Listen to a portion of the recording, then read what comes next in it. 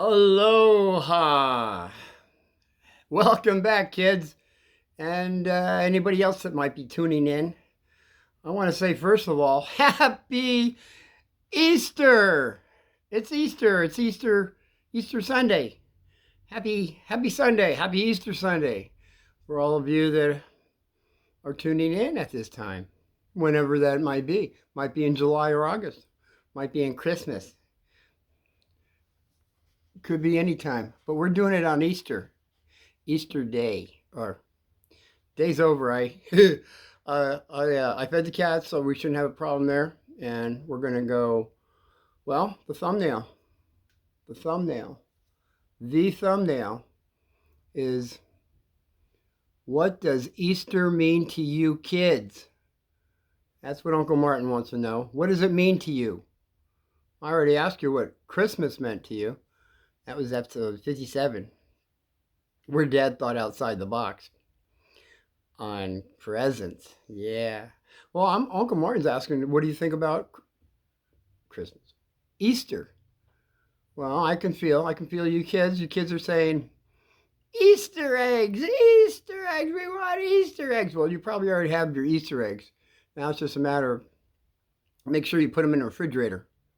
Yeah, don't just leave them around. Easter eggs. What is the symbology of an Easter egg? Does anybody know what the symbology is? From what Uncle Martin realizes that it might be, that's what I was told, way back when, that it means a rebirth, right? A chicken laying an egg.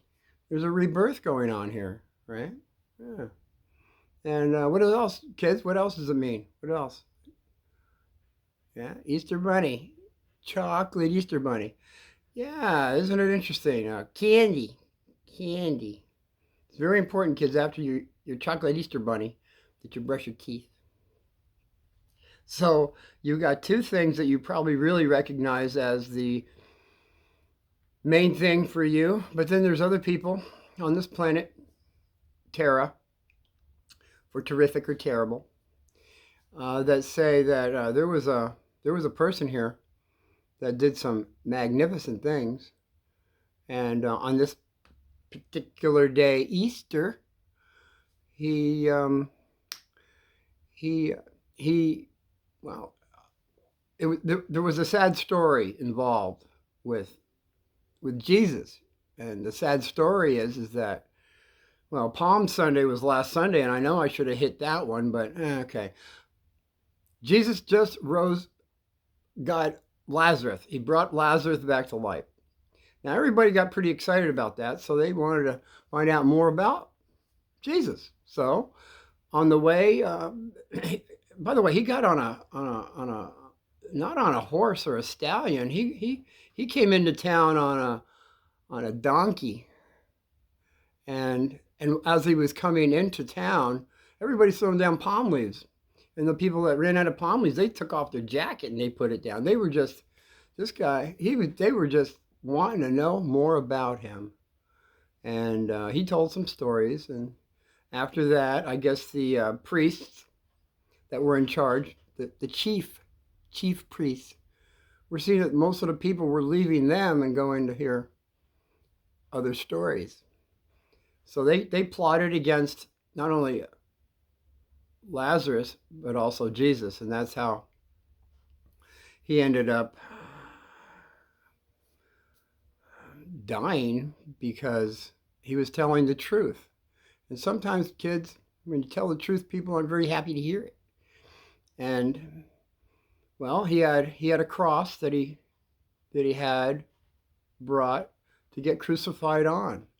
And this cross, there's a symbology with this cross. Since he had accomplished taking care of his karma, he was karma free, he was able to take this cross, which happened to be the weight of the whole planetary body, all of the planet's karma, he carried on that cross to where he had to get crucified. And he had quite a bit of a mastery. If you haven't noticed already, if anybody's coming in late, he was able to heal the sick, raise the dead, And he basically said if you had the faith of a mustard seed, you could move a mountain yourself when you had that faith. Yeah, I brought that up in episode 57 on Christmas. What does it mean to you kids? So faith comes into for us, but he already had that faith. So he was able to do some magnificent things. And he also said some things that always struck out to me when I was in first and second grade. I didn't bring it up too much more in the third grade up in Flagstaff with the nuns. But mine was, well, the Father. I'll get to that. Just put that on the back shelf. What we have with Jesus is he was carrying the whole planetary karma on his back to hold back some really ugly things that were about ready to happen to mankind. And what struck off with me is when he was carrying the cross and some ladies came out of a house and they gave him a tap because he was bleeding and it was mud falling down. He could barely see, and they gave him a cloth and they put it on, and I believe they have that somewhere to this day. And what was Jesus' words? He said to these two ladies, he says, and because they were crying, he said, don't cry for me. Cry for your children and your children's children. I always thought, why would they want to be crying for their kids and their kids and kids? Because what was happening, kids, was Jesus was holding back a lot of stuff by the karma that we had acquired. And he was saying to them, someday it's going to be your turn to take care of your own karma. Yeah, that's basically what that was meaning. So before he got, I mean, he could have just as well left this whole scene and not even done any of this stuff getting crucified. But he knew that he had to, show mankind the potential that we all have when we manifest that Christ light within us and we go to the Father, that all things can be done. Because always I was thinking, he had mastery over his beast, the lesser self, to where he brought down the Christ within him, that he was able to actually, if you think about it, he was always pulling somebody from some lowly place and helping them, wasn't he? I mean, he was always telling people that this light, this love and understanding it is we have to have for everyone. And I think mankind is kind of coming back into that understanding. And I think that'll be the grand awakening when it does happen. I think we're on the verge here to where it's going to be worldwide, to where we all do see that this light, this Christ, is within everyone. And it's just not within a certain segment of people, a certain color of people. It's in everybody that's breathing air on this planet Terra. Terrific. So we have Jesus on the cross being crucified. He dies, and now he's put into a tomb, which they didn't want anybody taken. They put a big rock, all right? And this rock was guarded by a bunch of guards. But what happened was he went down 3 days. He actually went down and taught, they call it hell, the astral plane. He was teaching the souls different stories and levels to where they were learning. He was teaching them things. So when he came the third day, when he arose on a Sunday, Easter Sunday, the rock rolled away, the guards took off, and I believe Mary Magdalene was there looking for Jesus. And what did she find when she got in that little, it was carved out cave? And what did she find in there? She found two angels. One was sitting at the feet and one was sitting at the head where Jesus had been laying down. And she was crying, and they asked, well, what are you crying about? And she says, well, I'm looking for Jesus. And then somebody behind her said, what are you crying about? And she'd start talking to this person and saying, I'm looking for Jesus. And all of a sudden, she didn't recognize him because he was in a higher vibration state that didn't look the same, looked a little brighter. So they all went off to see the apostles, and I believe everybody was pretty much excited except one guy, and he wasn't impressed. He was saying, I don't think it's really you, Jesus. I don't think it's you. And his name was Tom. And Jesus says, oh, really? Why don't you take your little finger here and come over and put it in my side? And once he did that, Tom said, oh, because that's where the spear went in. And I believe the hands too. I don't think he had to put his hands in. I believe it was just the side, if I'm not mistaken. It was a long time since I heard that story. But now Tom, that's where we get the doubting Thomas, okay?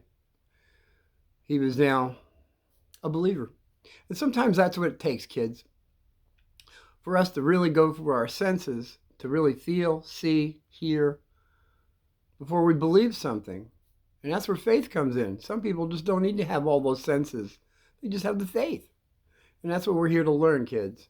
That, some people have the faith and some people don't. And I guess the people with the faith are really going to get tested more, maybe, than the people that don't have faith. But everybody's learning here on this planet. Excuse me. So we have Jesus talking to his apostles. I believe the number was for 40 days. And that's because today, Easter, 39 days from now, is when Jesus ascended. Okay. And I believe that was Acts 1:9. And it was something with ascending in the air before their very eyes, and a cloud hid him from their sight, something on that level, which I got in a lot of trouble for when I started asking Father, why, Father, why is so much emphasis put on the crucifixion and the resurrection of Jesus, and nobody really talks about the ascension? And that's another time when he got really red-faced. He didn't blow up at me as much as when I was talking about where the land of Nod was and who the wife of Cain was. But he was really excited, and he didn't really have an answer for that. He just agreed that Jesus did ascend physically, but he didn't really go into too much more than that. And I've always asked myself through the whole time that I've been around that it seems like the emphasis has always been on the crucifixion and Easter, the resurrection. But people forget about the ascension part. 40 days, 39 days from now.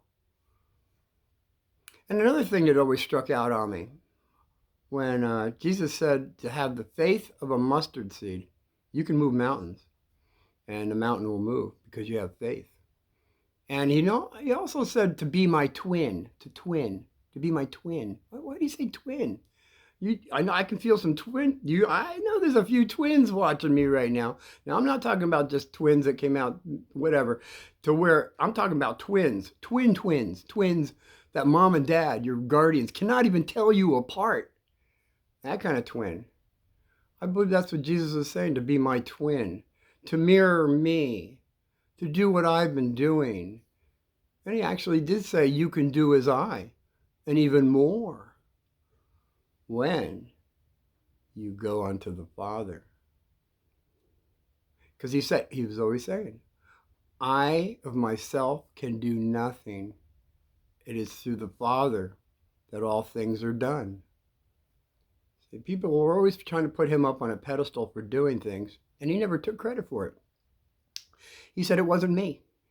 He was basically saying, I'm the tool that is able to do these things through the source, the one God that is able to do these things. And right now, kids, I think mankind is kind of forgetting about that because they're able to do some magnificent things, and they're taking credit for them. They're taking credit for all these things and not really recognizing that it's through the source, the one source, that we all get this one source. All of us that are breathing here on this planet get this source, and through this source, through our thoughts, through our words, through our actions, we can either qualify that energy or misqualify it. A lot of us haven't realized that yet. If nothing else, if we could do this day one thing on Easter, is to see that Christ light within everyone's eyes, that little glow, that little spark that's here while we're breathing. When it's the spark is gone, that light is gone. So when we see someone, kids, anyone, even people that have misqualified their energy, well, they have more things to learn. But when you're looking into anybody's eyes, they have that spark. Some people have more of a spark than others, if you noticed. But even the people that have the little bitty spark, if you can say in your mind, I still see that Christ light in that person, you are now fanning that light to where that light, you just mark Uncle Martin's word, that light gets bigger in that person. Rather than looking at that person like they don't have that light, you'll find that there's a different attitude about that person. I'll guarantee you that. So that's about all I got for you on Easter right now. It's kind of a short one. There was one thing I wanted to, just one last little story that happened to Uncle Martin. I guess it was 2 years ago. It was on Easter, this Easter day. It was on Saturday night. And by the way, Jesus always said, for those that have eyes to see and ears to hear. And it was usually around the time he was talking about parables and stories and such. But that always struck me out too. And I'm looking for my glasses too. I've been looking high and low, man. I'll tell you. Under my bed, kids. I've been looking in the car. I've been looking everywhere for my glasses, and I just can't seem to find them. But I'm sure they'll turn up pretty soon, I hope. Can't see without my glasses. Well, they're only 100%, but they still need to read. I'm a reader. So what happened to Uncle Martin was Saturday night, 2 years ago, I lit a candle. Our family's lit candles forever. We always had one, Mom always had one in the window burning. And we always, in fact, we were Italian, so we had the Chianti bottle, and we always had a candle in it. And then after a while, I'll show you someday the Chianti bottles that I have, which is, I got from friends that I used for the candle. They get really big with the candles that melt down. Well, I had one of these, I had a small white candle on Saturday, a little white candle. And I have a fireplace behind me. I can't show you because this camera's on the tripod. But what happened was I lit the candle. Before I did, I called out a prayer. I just said, in the name of beloved Jesus, in the name of beloved Mother Mary, all the saints and sages, the 7 archangels, I ask for peace and light on this planet. And I wish it to manifest as much as it can within everyone's souls, within their hearts, to be able to see that within everyone that they come across. Lit the candle. Well, you know what I saw the next morning? I saw something that really excited me. But you know what? I took a picture of it. Just what was left from the candle melting down. I showed it to some people. You know what I got? I got different answers. I got somebody that said, well, it's just a blob, just a white blob. Then I got other people that said, well, it kind of looks like a melted candle. And then I had a whole bunch of people saying, no, that's the, and I'm not going to say what they said. You know why? Because it'd be suggestion. And I'm not going to ever put out suggestion to anyone. But this is, I had to go get a blow up because I can't get it off I can't show you on the mantle and I can't show you on my phone because I'm doing this. So what I got is a picture. I'll let you decide on what you see. Okay? Does anybody see anything? Other than Uncle Martin, do you see anything? Huh? Mm-hmm.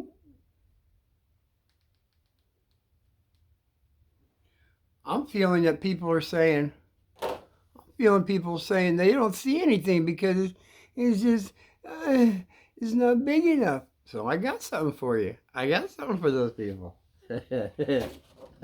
How about this one?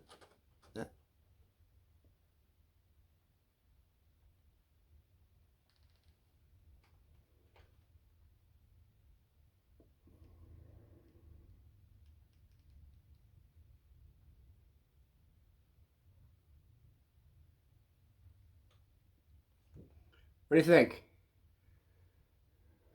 I got my ideas. I got my views. I was pretty excited when I saw it. I said, wow, that's pretty cool. So, and what I want to say is when we're looking for God, all right, everyone's looking for God in their own little way. We got to remember he's right above us, all right? It's been said God is closer than the air you breathe. God is an all-consuming fire. Isn't it interesting? Because right now we know scientifically that atoms, cells, electrons, photons all have fire inside them. Does that mean God's inside that too? I mean, we can't see it. We can't see it. It'd be like, really looking for something. You're looking so hard. You're looking for it so hard, and you just can't. You can't find it, and here it is right above you. There's my glasses. I found my glasses. Depends on how hard you're looking. Sometimes we're looking a little too hard. That's all. So as I said, this is a short one, kids, and I don't know how many gigabytes I got left, so I gotta check my storage on my phone. I gotta learn how to move stuff so I can have more time with you. So right now, all I want to say is Happy Easter. Even if you're watching me on July 4th, it's the thought we have of what happened during Easter, the attainment someone had that was able to come back and show us the way. Okay? That's all I got for you right now. Until next Sunday. But I think I might be off Tuesday, and I might be able to sneak one in for you. So until then, till whenever I see you, be well. And I want to tell everybody today, I want you all to have God victory. Aloha.